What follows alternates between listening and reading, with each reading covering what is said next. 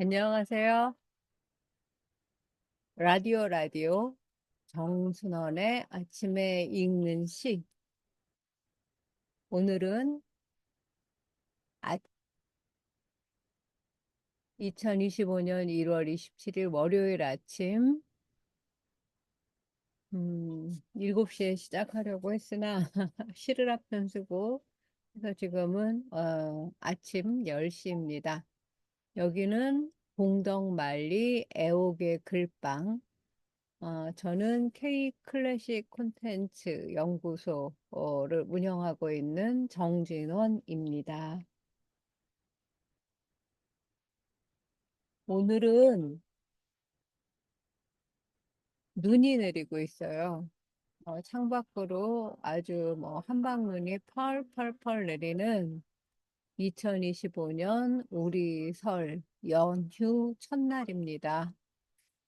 음, 제가 아침마다 시를 한 편 읽고 시를 쓰고 있어요. 그래서 그 시를 읽고 그 시에 대한 이야기를 들려드리는 시간으로 마련해 보고자 합니다.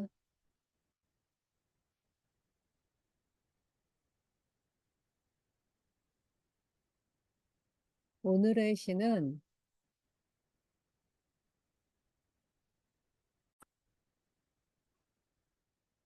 나의 길이라는 한용운 시인의 시에 제가 그 시를 읽고 느낀 저의 감상을 시로 적어봤습니다. 나의 길, 한용운에게. 오늘 아침 나의 길, 정순원. 길에 크고 작은 의미를 부여 말 것. 한때 인생길, 진리, 진로 어쩌고 해가며 길에 치여 죽을 뻔한 시절도 있었다. 그저 오늘 아침 눈 뜨면 경의선 숲길을 걷는다. 걷는 두 다리에 감사하고 10여 년 전 막대기 꽂았던 자리에 나무가 우렁우렁 자람에 감사하고 집에서 홍대역까지 되짚어오는 만보에 철학할 수 있음에 감사하다. 지혜를 사랑하는 일은 만물을 사랑하는 일. 한 사람을 사랑하여 기도하고 죽은 자를 위하여 평안을 기도한다.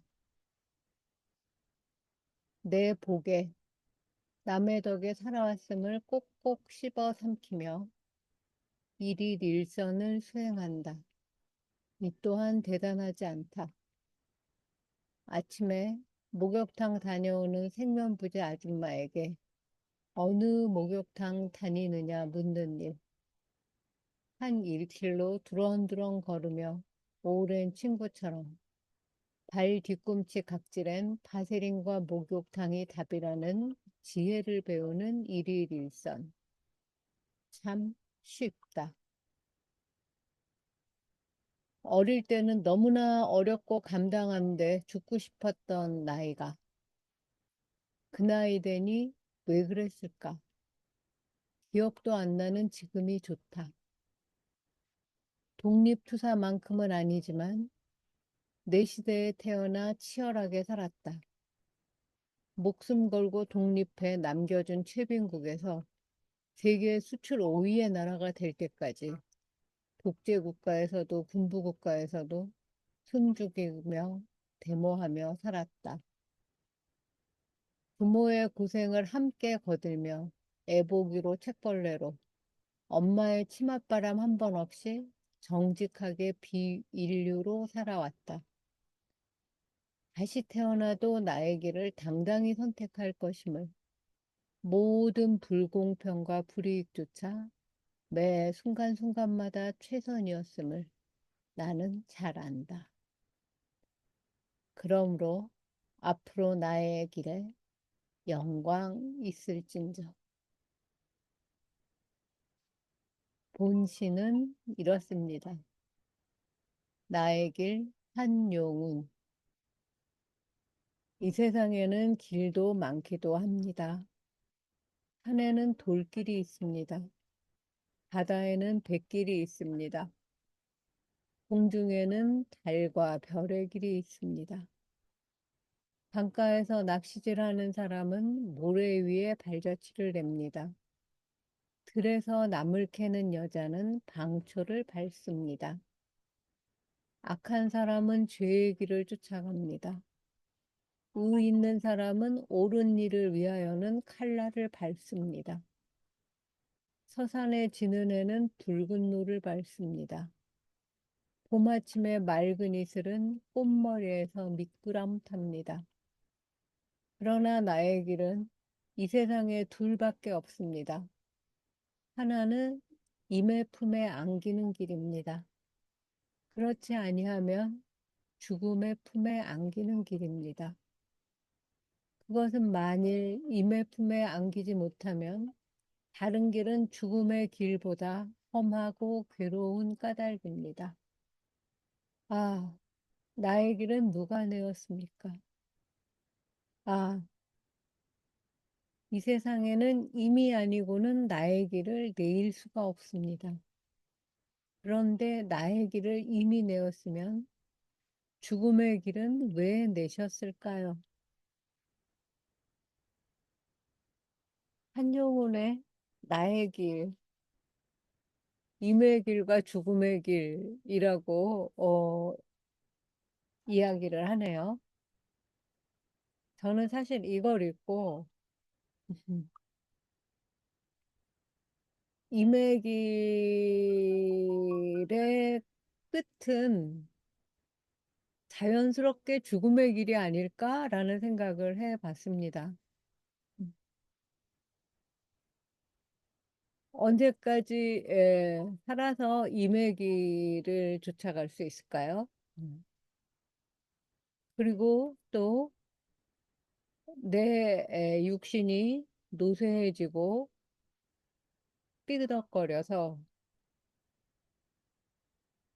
헛가모니 부처가 그 오래된 수레를 벗어나듯이 죽었다고 해서 그것이 임의기를 그만둔다는 뜻일까요? 라는 생각이 들었습니다. 이 시는 1926년에 한영운의 임의 침묵이라는 시집에 실린 시인데 2016년에 다시 만해 한영운 시전집에 실렸다고 하네요. 다시 제 시로 올라가서 어, 만해 씨는 시를 쉽게 쓰면서 심금을 울리기로 유명하죠. 저는 아직도 그냥 시를 공부하는 학생이라고 생각을 합니다. 아마 끝끝내 시인이 되지 못할지도 모르겠어요. 그러나 저는 제가 쓴 이 글이 또 한영훈보다 훨씬 못하다고 또 훨씬 잘 썼다고도 생각하지 않습니다. 그냥 저는 저의 인생을 살아왔고 2025년 1월 27일 현재 내 머릿속에 내 살아온 경험의 깊이와 넓이만큼 쓰고 있다고 생각을 해요.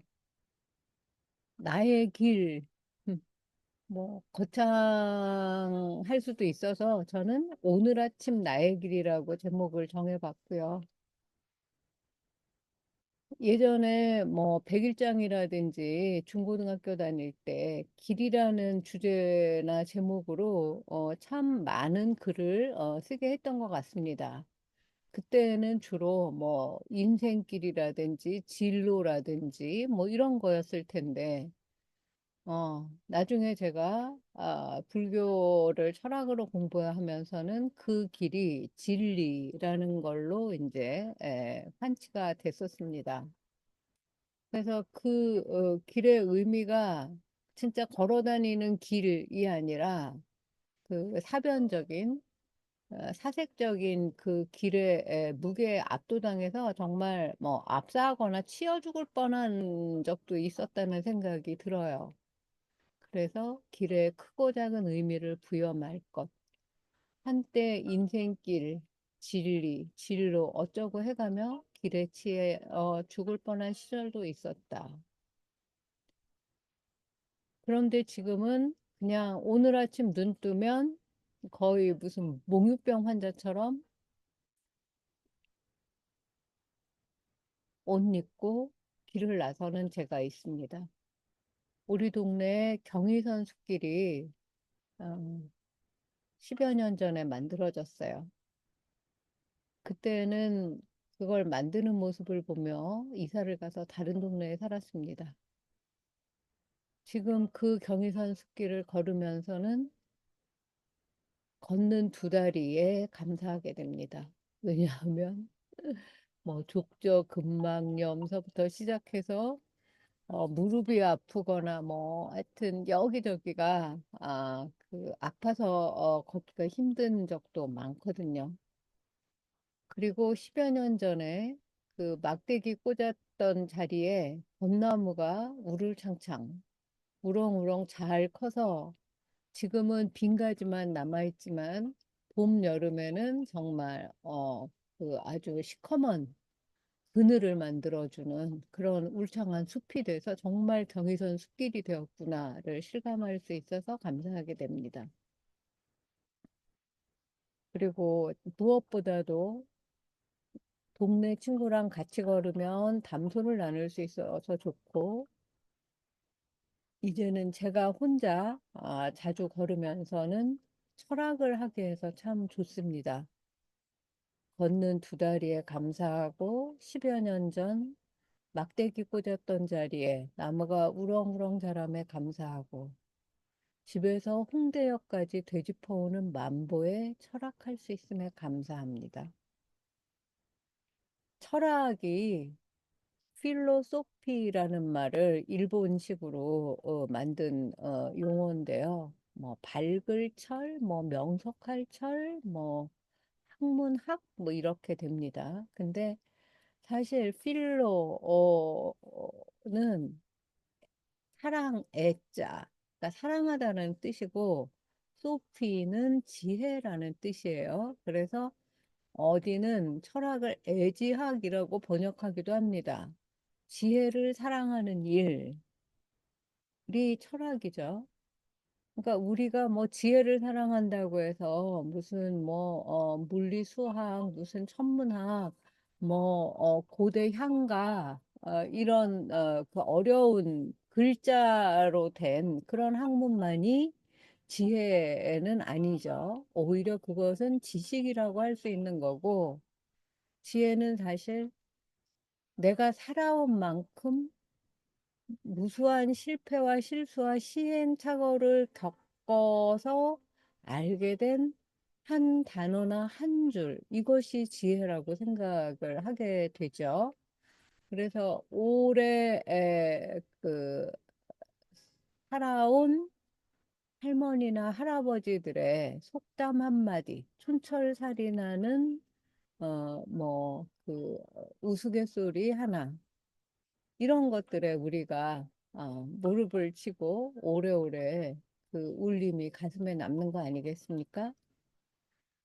만물을 사랑하는 일도 이제는 지혜를 사랑하는 일이라고 생각을 하게 됐어요. 살아있는 사람을 사랑해서 아침마다 걸으면서 저는 주문을 외우거나 노래를 합니다.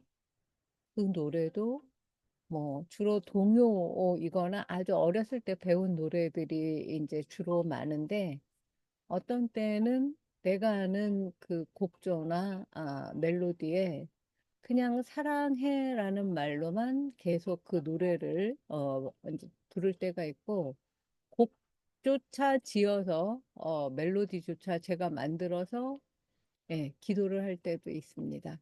음. 그리고 이제 살아있는 사람들보다 하늘나라에 가 있어서 추억하게 되는 사람들이 점점 많아지고 있어요. 그래서 그 돌아가신 분들을 위해서 이 생에 살고 있는 사람들을 위해서 잘 되게 해주세요라고 기도하다가 언젠가부터는 그분들이 하늘에서 정말 마음 편하게 그 몸 편하게 주로 편찮으시다 돌아가시니까 평안하셨으면 좋겠다는 기도를 하게 됩니다. 제가 좋아하는 말 중에 하나가 내복의 남의 덕에라는 말이에요. 이게 처음에 어떤 스님이 법문에서 하신 말인데 이게 무슨 말이야? 라고 생각을 했을 때가 있습니다. 근데 이걸 두고두고 곱씹어 볼수록 정말 이 말이 내 인생을 이제 그 지탱해 왔구나라는 생각을 하게 됩니다. 어, 내가 뭐 부모님의 덕에 살기도 했고, 또 뭐 조상의 덕에 살기도 했고, 또,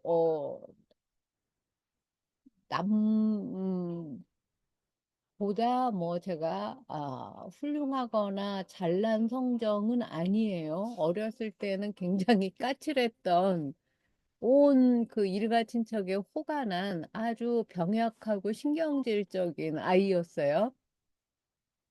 그럼에도 불구하고 나를 다 귀여워해주고 제가 친척 집에 가면 제 신경질을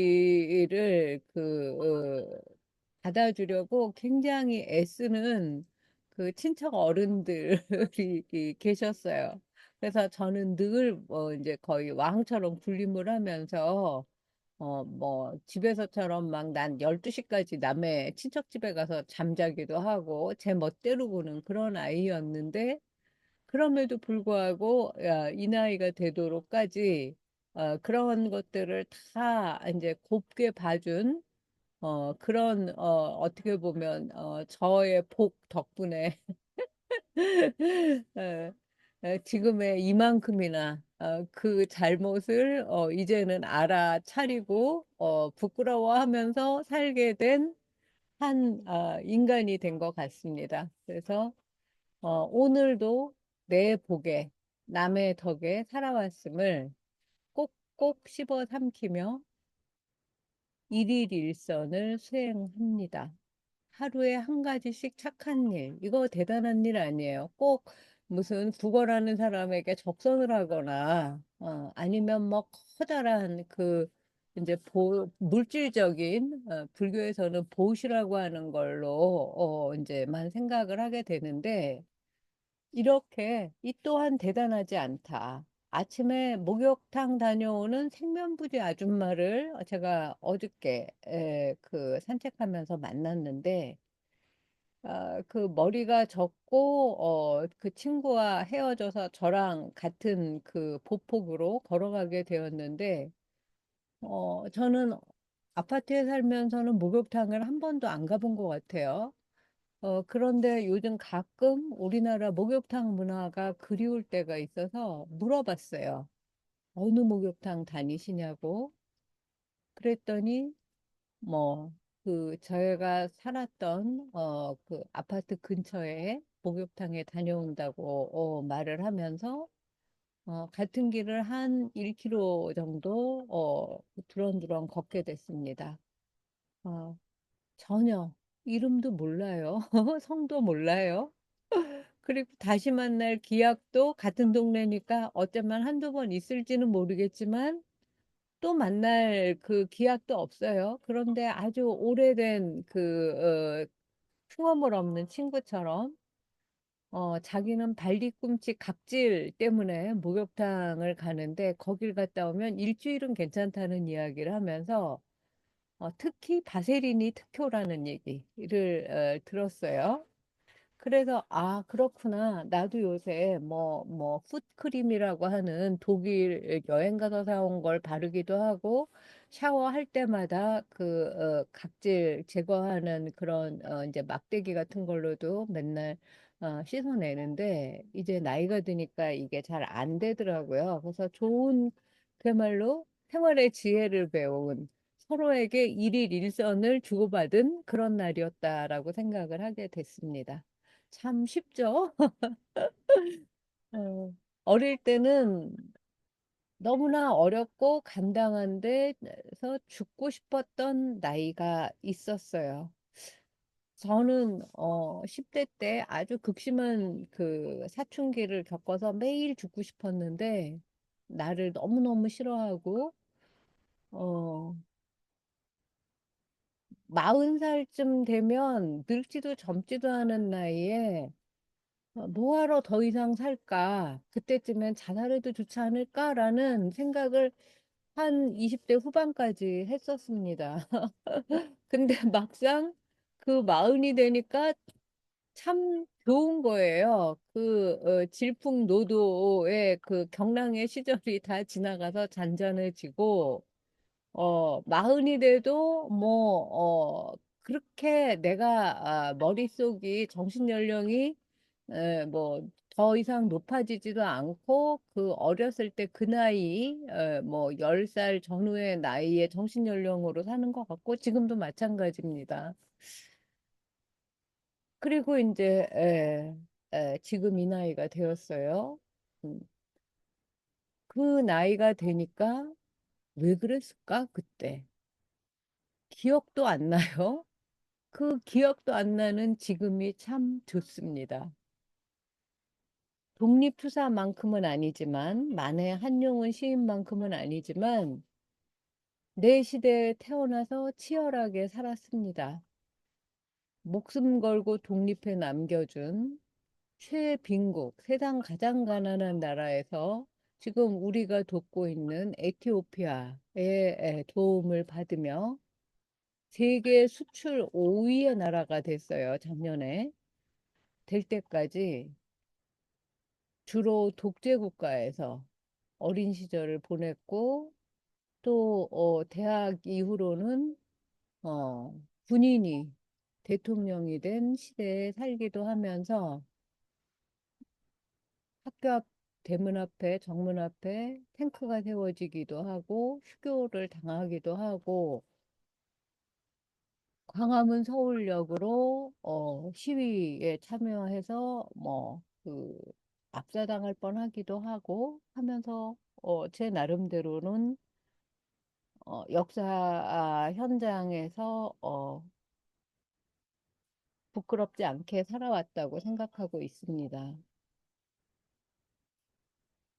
부모의 고생을 함께 거들며 애보기로 책벌레로 엄마의 치맛바람 한 번 없이 정직하게 비인류로 살아왔다. 이 또한 네, 사실입니다.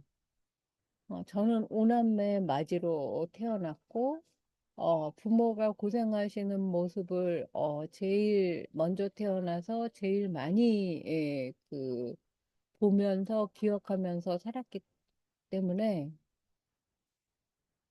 거의